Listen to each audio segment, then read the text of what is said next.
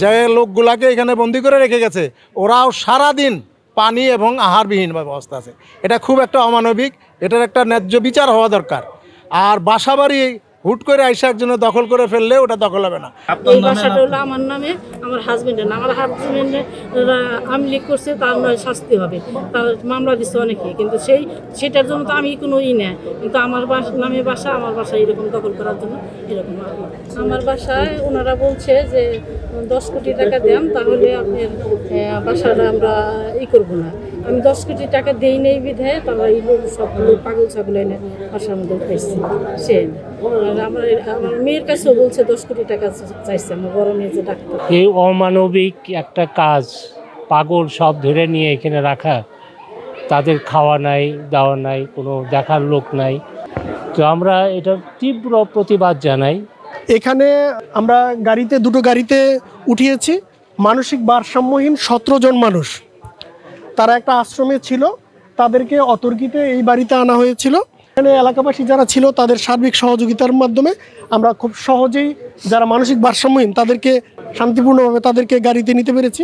আপনাদের কাছে অবশ্যই দোয়া চাইবো যাতে করে তাদেরকে আমরা যথাযথ নিরাপদ আশ্রয়ে ঠিকভাবে পৌঁছে দিতে পারি। অ্যাডভোকেট জহিরুল ইসলাম সাহেবের বাসায় আজকে দুপুরের পরে মিষ্টি নামে যে মেয়েটা, ওই মেয়েটা এসে 20-25 জন পাগলের একটা ওনার একটা রুমে রেখে গেছে। ওনার তালাবদ্ধ গেট ছিল, তালাবদ্ধ ছিল।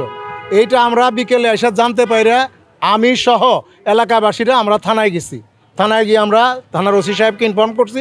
এর আগে তো সবকিছু নিয়েছে, মিষ্টি সবকিছু, আমার কি একটা পরার কাপড়ও নেই, কাটা চামিচও নেই, সবগুলো নিয়ে গেছে। আমাদের সব ট্যাপ টুপ খুলে পানি টানি সব ভর্তি, মানে থাকার ব্যবস্থা নেই, যার জন্য আমরা অন্য জায়গায় থাকি। কিন্তু এই সুযোগ নিয়ে সে আমাদের বাসাটা তো এইভাবে পাগলের আটখানা বানিয়েছে।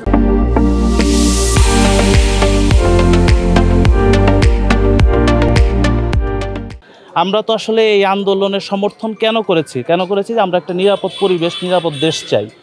সেক্ষেত্রে এখন মনে করেন যে যদি আমার পাশের বাড়ির লোকই নিরাপদ না থাকে, আমার পাশের বাড়ির লোকই হ্যারাসমেন্টের শিকার হয়, যে অপরাধ করছে তার শাস্তি অবশ্যই হওয়া উচিত, আমি দাবি করি। কিন্তু সবারই যদি যারা নিরপরাধ নিরস্ত্র মানুষ, তাদের যদি অপরাধ হয় বা তাদের যদি শাস্তি হয়, সেটা আসলে গ্রহণযোগ্য না।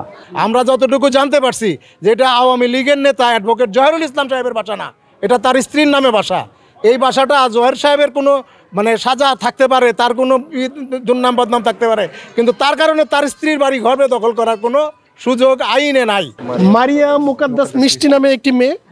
তো ইতিপূর্বে মিডিয়া কর্মীদের বরাতেই বা আমরা দীর্ঘদিন ধরে টাঙ্গাইল সদরে কাজ করছি, আমরা জেনেছি যে বিভিন্ন সময়ে একটু লাইমলাইটে আসার জন্য সে বিভিন্ন রকমের কার্যক্রম গ্রহণ করেছে, যেটাতে আমরা অনেক সময় বিভিন্ন রকমের চ্যালেঞ্জ ফেস করেছি।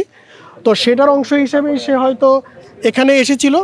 আমরা এখনো পর্যন্ত নির্দিষ্ট সোর্স থেকে যাচাই করতে পারি নাই। সংশ্লিষ্ট কর্তৃপক্ষ যারা দায়িত্ববান তারা তদন্ত করলে বের করতে পারবে যে আসলে মোটিভ কী ছিল।